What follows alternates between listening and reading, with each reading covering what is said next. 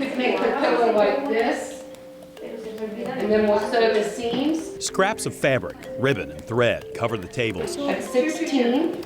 Women measure, cut, and assemble. Side by side, they sit and sew.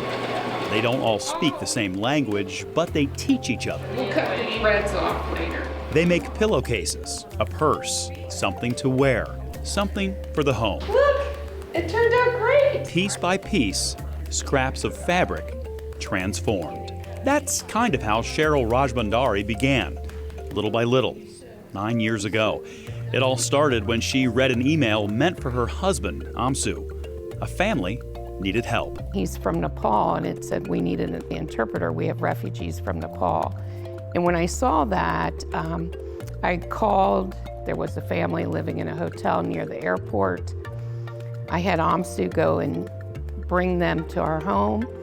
When they came, they shared their story about the 14-day trek they had taken 20 years prior from Bhutan into Nepal, and how they had carried their 4 children on their backs with just a bag of beaten rice. Over the next 9 years, Sheryl would hear many stories like this. Families forced from their homes in Bhutan, living in refugee camps, and now arriving in America thousands of miles away from the life they knew. You suffered in a refugee camp for 20 years, and I never want another person to arrive in the U.S. and not be greeted in a way that makes them feel welcome here. Sheryl started her organization, Heartfelt Tidbits, because she thought that even if she could only give a tidbit of her time to help a family, it was better than nothing.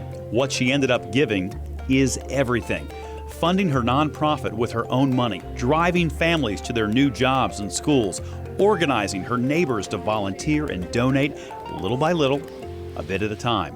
When a new family arrived needing help, she found a way. She's dedicated so much of her life and her passion to this cause, and I think it's amazing that she's willing to give so much of herself to this group of people. In 2012, Sheryl walked away from a career as a strategic analyst to devote herself full-time to volunteering. It was a very big leap for not only me, but for our entire family. Some of the work that my mom does is the best things that you can do, especially as far as time goes. She gives up a lot of time and effort, and I've never met anybody that works as hard as she does to help everybody that she meets. After leaving her career, she's as busy as ever, teaching English and citizenship classes, attending naturalization ceremonies, holding sewing classes, and visiting community gardens where Bhutanese refugees have plots of land.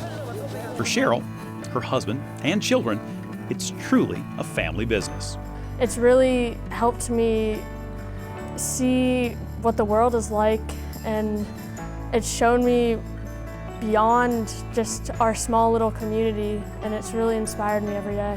Sheryl sees a problem and she takes care of it. She sees somebody needs something and she gets it for them. So from the first time she got involved with the refugee program, she doesn't say no. She says, what can I do? And where can I get it? And now, another refugee crisis on a massive scale. Heartfelt Tidbits is helping the first Syrian families arriving in Cincinnati. And when I look at the children, especially, I think as a parent, you know, I know how I feel when my kids are sick, when they're cold, when their dreams are shattered. You know, maybe they didn't win that soccer game, and I'm thinking, how do the parents survive mentally, telling their kids it's going to be okay? They're not going to die. How do you find that strength? And I think we do an incredible disservice when we keep people in these environments where they're living in fear each and every day.